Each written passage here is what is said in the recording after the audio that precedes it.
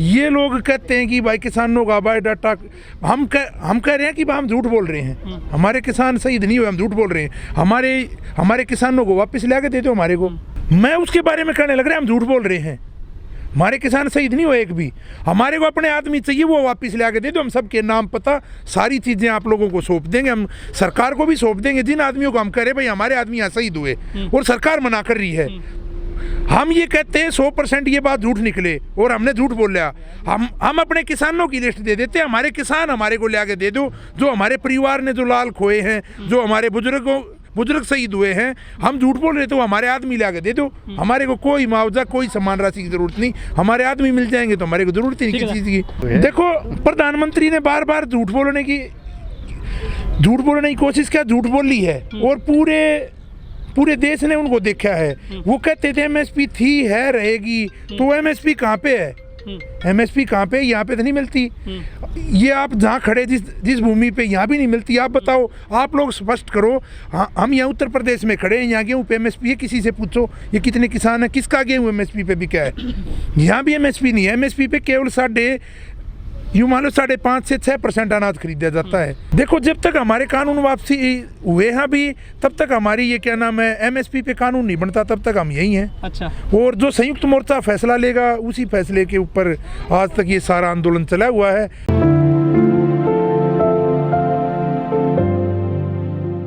घर एक बार एमएसपी पे एक्ट बन जाने दो और कोई जो किसान के मसले एक बार बैठ के टेबल पे वार्ता हो, तो आगे के लिए कमेटी बने। तो ये सबसे पहली तो जो हमारी मांग है एमएसपी की है, ये कोई नई मांग हम लोगों ने नहीं जोड़ी, ये उसी टाइम से तब हमने 3 काले कानून की मांग करी थी, उसके साथ ही हमारा पहले एमएसपी थी, बाद में 3 काले कानून थे। हर जगह हमने इसको साथ में जोड़ के रखा है, क्योंकि अभी तक तो जो हमारे ऊपर ज़बरदस्ती सरकार ने जो थोपे थे वही वापसी हुए। किसान को 1 साल हो गया बॉर्डरों पे, किसान को मिला क्या अब तक? लेकिन किसान नारा देते थे कि किसान कानून वापस हो जाएंगे तो हम भी घर चले जाएंगे। हाँ, बिल वापसी तो घर वापसी। हाँ। वो कहने का मतलब बिल के साथ ही एमएसपी उस दिन से साथ जुड़ा हुआ है। हाँ। तब भी कभी भी हमारे किसान नेताओं की, हमारे जत्थेबंदियों की, संयुक्त मोर्चा की तब भी मीटिंग हुई है, तो ये एजेंडा साथ में था। सबसे पहली मुख्य मांग थी एमएसपी और काले कानून। और जो मसले हैं वो आंदोलन के साथ अपने आप जुड़ते हैं। जैसे 1 साल के दौरान जितने मुकदमे दर्ज हुए हैं, तो उनके बारे में बात हो। जो हमारी क्या नाम है ये सीड बिल आने लग रहा है, और जो बातें हैं वो बैठ के चर्चा हो जाएगी। लेकिन हमारी सबसे जो मुख्य मांग है वो एमएसपी की है, और जो शहीद किसानों को एक सम्मान की बात है। तो टिकरी बॉर्डर पे संख्या और भी बड़ी है। कल भी हमारे वहाँ फाजिलका से, आबोर से, वहाँ से काफ़ी किसान आए हैं अपनी ट्रॉली अपने साथ, ये जो अपनी जो श्यामगिरी है, राशन है, हर चीज़ लेके किसान आने लग रहा है। और हमारे हरियाणा प्रदेश से भी लोग वहाँ पे जाने लग रहे हैं। वहाँ पे लकड़ी की और किसी चीज़ की, अब सर्दी आ गई तो किसी चीज़ की प्रॉब्लम है, तो लगातार आप गाजीपुर पे भी देख सकते हैं, पहले से बल्कि किसानों की संख्या ज़्यादा है। आप सिंघू बॉर्डर पे देख सकते हैं, किसानों में अभी जोश भी है और संख्या ज़्यादा है। लेकिन हमारे को ये लग रहा है भाई मामला सुलझ जाएगा, इतना निपटाया तो ये भी नहीं, और सरकार ने निपटा लेना चाहिए। जो किसान कानून ये वापस किए हैं मोदी सरकार ने, ये किसान आंदोलन की वजह से वापस किए हैं या चुनाव में हार का डर दिखता है भाजपा को? देखो, डर भी दिखता होगा। किसान आंदोलन की वजह से अगर वो कानून वापसी करते, हाँ, तो वो शुरुआत में कर लेते। हाँ। ये 1 साल किसान को झेलना नहीं पड़ता। कितने भाई हमारे शहीद हुए हैं, कितना मोटा खर्चा यहाँ लगा है। जो आप लोगों ने तो हमारा साथ सहयोग दिया, सोशल मीडिया ने, तो जो ये गोदी मीडिया हैं, जो ये सारे बिकाऊ चैनल हैं, आज जो ये हमारे को दिखाने भी लग गए, ये बिकाऊ जो चैनल हमारे को आज किसान भी कहने लग गए, ये इसलिए बीच में आए हम भी, अगर भाई तुम्हारा कोई बहिष्कार ना कर दे। और हम खुले शब्दों में बहिष्कार करते हैं, आर भारत को, जी न्यूज़ को, इन लोगों को देखना बंद करें।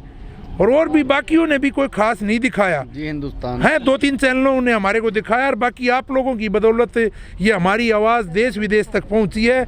आप लोगों का, आप सोशल मीडिया का, आपके चैनलों का, आपके दर्शकों का हम बार बार धन्यवाद करते हैं कि आप लोगों ने हमारे को दिखाया, और ये आप भी इसमें किसान के बराबर के साझीदार हैं। लेकिन आपके खेतों में जो मेहनत करता है कमर तोड़ करके, जो मजदूर है, जो खेतिहर मजदूर है, जो जिनके पास जमीन नहीं है, भूमिहीन लोग हैं, क्या कुछ उनके लिए भी आपने अपनी मांग रखी है उसमें? भाई भूमिहीन तो सभी होने लग रहे हैं। आज ये किसान बैठे कहाँ इस भारतवर्ष में 2 एकड़ का, 1 एकड़ का, 3 एकड़ का किसान, उससे एक भी आप एमएसपी भी दे दो और एमएसपी से डबल भी दे दो तो किसान अपने बच्चे को प्राइवेट स्कूल में नहीं पढ़ा सकता। एमएसपी पे कोई किसान को लूट नहीं है। किसान की क्या हालात है, सभी खेतिहर मजदूर बन गए। मैं ये बताऊंगा आपको, यहाँ जो रिक्शा चलाता है वो बिहार से आता है, यहाँ वो मजदूर कहलाता है। लेकिन 4 भाई हैं, 2 एकड़ जमीन है, तो उसमें कैसे गुजर बसर करें? तो उसमें 2 भाई मजदूर कहलाते हैं, जो शहर में अपना काम धंधा करने आते हैं, कोई मिस्त्री कहलाता है। ये सभी जो नुक्कड़ पे पान का खोखा चलाता है वो भी किसान मजदूर का बेटा है। तो सर मोदी जी ने ये तो कहा था कि ये जो हम तीनों किसान कानून लाए ना, छोटे किसानों के लिए बहुत लाभदायक है ये। हाँ, तो उनके फायदा था उनके लिए, तो वो उनके फायदे गिनाओ ना, उनके फायदे दिखाओ। मोदी जी ने तो ये भी कहा था कि 2022 में आय दुगुनी 1 महीना बाद हो जाएगी, 1 महीना बाद हो जाएगी आय दुगुनी। आप लोग बताओ, पूरे हरियाणा प्रदेश का किसान एमएसपी चाहता है। आपको मैं एक बात बताऊंगा, ये आंदोलन कहाँ से खड़ा हुआ? ये पंजाब से ये आंदोलन चालू हुआ था, फिर हरियाणा प्रदेश ने मदद की, फिर उत्तर प्रदेश से एक बड़ी मदद मिली, और फिर पूरे देश का एक जन जन का ये आंदोलन बना। इसका कारण क्या है? जो एमएसपी की बात आप कह रहे हो, ये बात बिल्कुल सत्य है। पंजाब में एमएसपी मिलती है, हरियाणा में एमएसपी मिलती है, और पहली बार ऐसा हुआ है कि हरियाणा में बाजरे पे एमएसपी नहीं मिली अब की बार। तो एक छोटा सा इसका मैं उदाहरण दूंगा आपको। 10,000 रुपये कहीं आप नौकरी करते हो और सैलरी मिलती है, और आप उम्मीद करते हो, आप अच्छा काम करते हो कि मालिक मेरे को अब मेरी तनख्वाह बढ़ाएगा, नए साल पे 11,000 करेगा, 12,000 करेगा, और वही मालिक आप अच्छा काम करते करते आपकी सैलरी 5,000 रुपये कर दे, तो आपको कितना दर्द होगा? तो वो कहानी हरियाणा पंजाब के साथ बनी थी, थाली से उठाया गया था। अगर ये वहाँ से खड़े नहीं होते तो ये वहाँ की भी एमएसपी खत्म होनी थी। और आज हम पूरे देश की लड़ाई लड़ रहे हैं, और हरियाणा इसमें अग्रणी था, है और रहेगा। ये किसी प्रकार के भरम और बहकावे में न रहे। हरियाणा का जो हमारा संयुक्त मोर्चा है, आप उसकी क्लिप देखो। हमने वहाँ बैठ के हरियाणा की जितनी जत्थेबंदी हमने क्लियर कर दिया कि हमारे को एमएसपी चाहिए, और हरियाणा का एक भी किसान घर नहीं गया है। और हरियाणा का किसान अगर घर में भी होगा ना, ये संयुक्त मोर्चा बाद में भी कभी आवाज देगा तो 10 मिनट के अंदर बॉर्डरों पे लोग भरे दिखेंगे। मोदी सरकार नरम नहीं हुई। जो किसान मजदूर वर्ग था, ये एक बहुत बड़ा वर्ग है इस देश में। इस देश का निर्माणदाता है, मजदूर है, किसान है। तो ये वर्ग इकट्ठा हुआ है, हमारा भाईचारा एक हुआ है। इस सरकार ने बार बार अपना प्रयत्न किया, बार बार आपस में जहर घोलने की बात की है, कभी प्रदेशों में बांटने की कोशिश की है, कभी हिंदू सिख में बांटने की कोशिश की, कभी हिंदू मुसलमान में बांटने की कोशिश की, तो कभी जात बरादरियों में झगड़े कराने की कोशिश की। हर रोज़ इस प्रकार के काम होते थे। किसी भाई को कुछ कहानी हो जाए तो उसको ये नहीं कहते भाई उसके साथ ये हुआ। ये जो चैनलों वाले हैं, ये इनकी एक बहुत ही गंदी मानसिकता है, और उनका बहिष्कार करना चाहिए। जो ये लिखते हैं दलित के साथ, ये पिछड़े के साथ, नहीं, ये किसी के साथ भी लिखते हैं, ये इनकी गलत मानसिकता है। तो ये जानबूझकर, ये सरकार के इशारे से ये जानबूझकर ये बरादरियों का जहर घोलना चाहते थे। ये इसमें सफल रहे हैं। जो मोदी सरकार ने डिसीजन लिया है, कुछ हिंदूवादी संगठन है वो कह रहे हैं कि अब मोदी जी ने बहुत गलत डिसीजन ले लिया है, इससे उनकी साख गिरी है, भाजपा को नुकसान होगा आने वाले चुनाव में। कितनी सच्चाई इसमें? देखो, उस नुकसान फायदे की तो हम जानते नहीं, हमारे को पता किसान के फायदे नुकसान का। जो ये 3 काले कानून आए थे, इससे भी किसान को बहुत भयंकर नुकसान था। इसके बारे में हमने पहले भी बताया है, और अब तो ये खत्म हो गई, इसके बारे में देखकर क्या बात करनी। आज किसान को नुकसान होने लग रहा है बगैर एमएसपी। अब हम बंगाल भी गए, अभी कुछ दिन पहले की बात, हम जिस दिन ये कानून निरस्त हुए तो हम पालघर में थे चौधरी राकेश टिकैत जी के साथ। वहाँ का किसान भी खेती करता है, और वहाँ पे ऑर्गेनिक खेती होती है, तो उसका कुछ भाव नहीं मिलता। वो लोग झोपड़ियों में रहते हैं, तो किसान की हालात बुरी है। हमारे को पता किसान के हालात के बारे में, और किसान को उसका उचित भाव नहीं मिलता।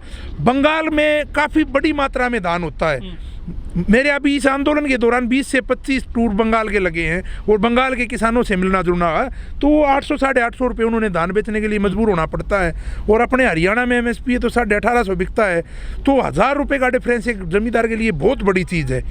और बात करें बाजरे की, ये राजस्थान में लगा लो, अपना मध्य प्रदेश में लगा लो, तो 1100 और लास्ट 1200 रुपये तक बाजरा बिकता है।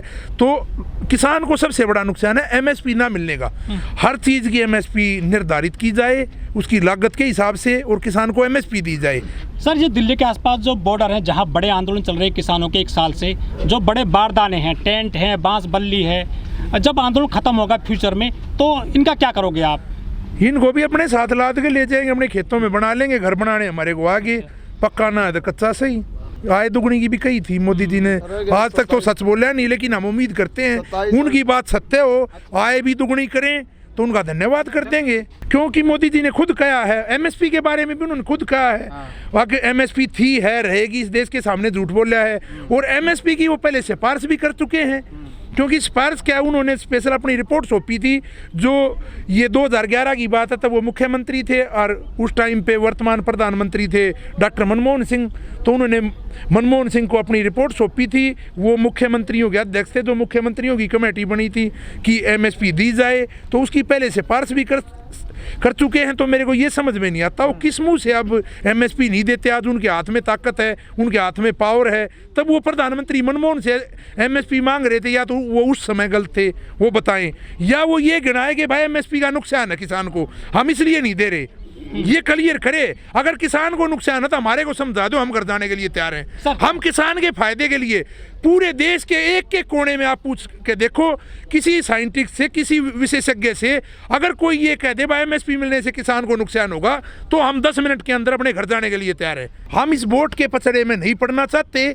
हम अपनी मांग यूं उठाते रहेंगे, सरकार कोई भी हो, हमने अपनी मांग जो है वो मुखर होकर उठानी है। रहबर आजम दीन बंधु सर छोटराम कहते थे, ऐ बोले किसान मेरी दो बात ले मान, एक बोलना ले सीख, दूसरा दुश्मन ले पहचान। तो हमने अब दुश्मन भी पहचान लिए, बोलना इसलिए सीख लिया। वो कहते थे अपनी आवाज़ उठाना, तो उनके दिखाए हुए रास्ते पे चले। हम चौधरी चरण सिंह के दिखाए हुए रास्ते पे चले हैं, हमने अपनी आवाज़ उठानी शुरू की है।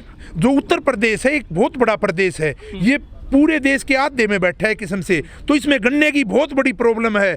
गन्ने का भाव नहीं मिलता, और भाव मिल जाता है तो उसके साथ इतनी बड़ी चोरी होती है कि उसको मिल वाले जो ये हैं पैसे नहीं देते। इसका भी मैं आपको बताऊंगा, जो ये प्राइवेटाइजेशन है ना, ये एक बहुत बड़ी बीमारी है।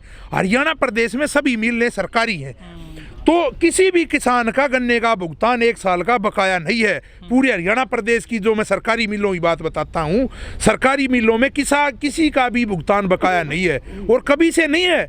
कितनी है वर्तमान में, चाहे चौटाला सरकार रही हो, चाहे कांग्रेस सरकार रही हो, कोई भी सरकार रही, किसी का भी नहीं है, क्योंकि वहाँ मिल सरकारी है। और उत्तर प्रदेश का किसान अपने खून पसीने से, अपनी मेहनत से एक पूरे साल भर की खेती होती है ईख, तो उसमें अपना दिन रात अपना पसीना बहाता और उसको मील में डाल के आता है, और उसका पैसा 2-2 साल 4-4 साल हो गए उन आदमियों के पास फंसा है, उसका भुगतान सरकार करे।